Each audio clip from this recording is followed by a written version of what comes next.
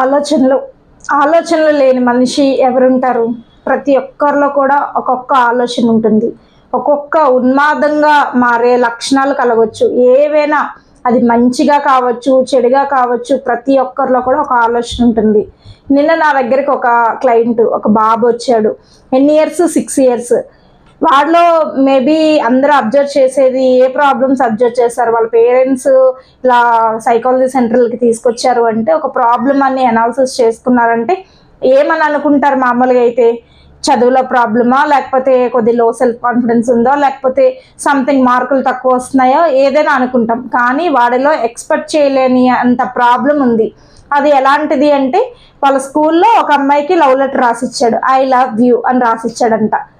అలానే ఆ అమ్మాయిని వెళ్ళి డైరెక్ట్గా కిస్ పెట్టాడంట. అది వాళ్ళ టీచర్స్ అబ్జర్వ్ చేసి గట్టిగా వార్నింగ్ ఇచ్చి, ఆ అబ్బాయికి వార్నింగ్ ఇచ్చి వాళ్ళ పేరెంట్స్ని పిలిపించి మాట్లాడారు, వాళ్ళ తల్లిని పిలిచి మాట్లాడారు. అలా మాట్లాడిన తర్వాత తనలో ఏ ప్రాబ్లం ఉంది ఏంటి వాళ్ళకి అర్థం కాలేదు. అప్పుడు నన్ను కన్సల్ట్ చేశారు. ఇలా ఏంటో మేడం మాకు అర్థం అవ్వట్లేదు, చదువు కూడా సరిగ్గా చదవట్లేదంట, చాలా అల్లరి చేసేస్తున్నాడు, ఇలా స్కూల్లో ఒక అమ్మాయికి ఐ లవ్ యూ అని చెప్పి పేపర్ మీద రాసిచ్చాడు, అలాగే అమ్మాయిని పట్టుకొని ముద్దు కూడా పెట్టేశాడు అని చెప్పి అన్నారు. అయితే వాళ్ళలో ఏ ప్రాబ్లం ఉంది ఏంటి అనేది వచ్చారు. సరే మాట్లాడారు.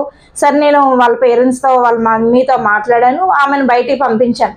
తర్వాత ఆ బాబుని పిలిచి మాట్లాడినప్పుడు ఆ బాబు చెప్పిన మాటలు అసలు ఒక్కసారిగా షాక్ అండి. నిజంగా బయట ఇప్పుడు టీవీల్లో న్యూస్లో వాటిలో వింటున్నాము, ఇలా జరుగుతుంది ఇలా జరుగుతుంది అంటే రియల్గా జరిగేవే చూపిస్తున్నారు.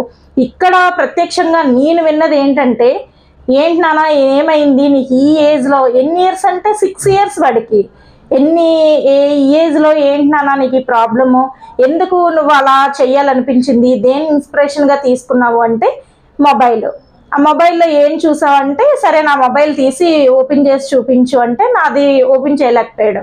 సరే మా అమ్మ మొబైల్లో ఉంది అంటే వాళ్ళ మమ్మీకి బెల్ కొట్టి వాళ్ళ మమ్మీ ఫోన్ తీసుకొచ్చి చూపిస్తే ఆ అబ్బాయి ఓపెన్ చేసి చూపించాడు. ఒక్కసారిగా మత్తి పోయిందండి. అంటే ఏం చూస్తున్నారు పిల్లలు? 6 సంవత్సరాల పిల్లలు. అసలు వాడి ఏజ్ ఎంత? ఆడుకునే వయసు, నలుగురితో ఆటలాడుకొని చాక్లెట్లు తిన్న వయసు. అలాంటిది పార్న్ వీడియోస్ చూస్తున్నాడంటే మతి పోయింది అసలు నాకైతే. అయితే తీసుకొచ్చి చూపిస్తే వెంటనే నేను అది క్లోజ్ చేసి వాళ్ళ అబ్బాయిని బయటికి పంపించి వాళ్ళ మమ్మీని పిలిచి మాట్లాడాను. ఇంతకీ ఆమె ఫోన్లో ఎందుకు ఉన్నాయి అలాంటివి? ఆ అబ్బాయి చూడాల్సినంత అవసరం ఏంటి అంటే, ఆమెకి ప్రాబ్లం ఉందా, వాళ్ళ ఇంట్లో వాళ్ళకి ప్రాబ్లం ఉందా, వాట్ ఎవర్ ఇట్ ఈజ్, అది నేను చెప్పను. ఆ వీడియోస్ అయితే ఆమె ఫోన్లో ఉన్నాయి, ఆ తల్లి యొక్క ఫోన్లో ఉన్నాయి.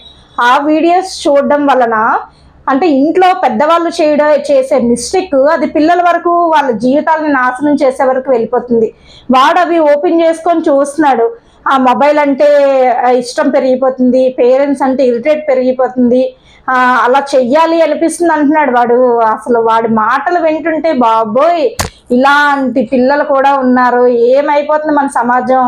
ఎక్కడికి వెళ్ళిపోతున్నాం మనం? అసలు పిల్లల్ని ఏమి మీరు భద్రపరుచుకుంటున్నారు? ఏమి వాళ్ళని అబ్జర్వ్ చేస్తున్నారు? అసలు వాళ్ళకు ఒక రూమ్ ఇచ్చేస్తున్నారు, మొబైల్ ఇచ్చేస్తున్నారు, వాళ్ళు అసలు ఏం ప్రవర్తిస్తున్నారు, వాళ్ళ బిహేవియర్ ఏంటి, వాళ్ళు ఏం చూస్తున్నారు, ప్రతిదీ అబ్జర్వ్ చేయాలి పేరెంట్స్. ఈరోజు ఇన్సిడెంట్ మీతో పంచుకోవడానికి కారణం ఏంటంటే, వాళ్ళ ప్రాబ్లం ఏదో మీకు ఎక్స్ప్లెయిన్ చేసేసి వాళ్ళని ఏదో మీకు నలుగురిలో పెట్టడానికి కాదు. ఇలా జరుగుతున్నాయి, మీ పిల్లలు భద్రం అని చెప్పడానికి మాత్రమే ఈ వీడియో చేస్తున్నాను. ఇలాంటి వీడియోస్ కోసం ఇంకా మా ఛానల్ని సబ్స్క్రైబ్ చేయండి, లైక్ చేయండి, షేర్ చేయండి. ఇంకొక విషయం గుర్తుపెట్టుకోండి, ఎవ్వరి విషయాలు కూడా బట్టబయలు చెయ్యం. సైకాలజీ అంటే సీక్రెట్. మీ విషయాలు మేము ప్రతి ఒక్కరికి ఇలా వచ్చారు, ఇలా జరిగింది అని మీతో షేర్ చేసుకోగలిసిన కారణం ఏంటంటే, ఇలాంటివి ఏదైనా మా పిల్లల్లో ఉన్నా, మా ఇంట్లో ఉన్న, మా కుటుంబ సభ్యుల్లో ఉన్న, చుట్టుపక్కల వాళ్ళకు ఉన్న ఓకే చెప్తారు, అవేర్నెస్ పెరుగుతుందని ఒక ఉద్దేశంతో మాత్రమే చెప్తున్నానండి. ఎందుకంటే ఇప్పుడు వాళ్ళు అనుకోవచ్చు, నా ప్రాబ్లంతో నేను వచ్చాను కదా మేడం బయటికి చెప్పేశారంటే, ఎక్కడా కూడా వాళ్ళ పేరు, వాళ్ళ ఊరు, వాళ్ళ అడ్రస్లు ఏవి చెప్పలేదు. కేవలం ఒకరు వచ్చారు, వాళ్ళకి ఈ ప్రాబ్లం ఉంది.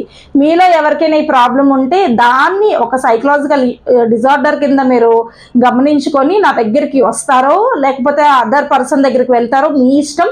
కానీ ఇన్ కేస్ ఇలాంటి ప్రాబ్లమ్స్ ఉంటే మాత్రం ఎట్టి పరిస్థితుల్లో కూడా నెగ్లెక్ట్ చేయొద్దు. Thank you.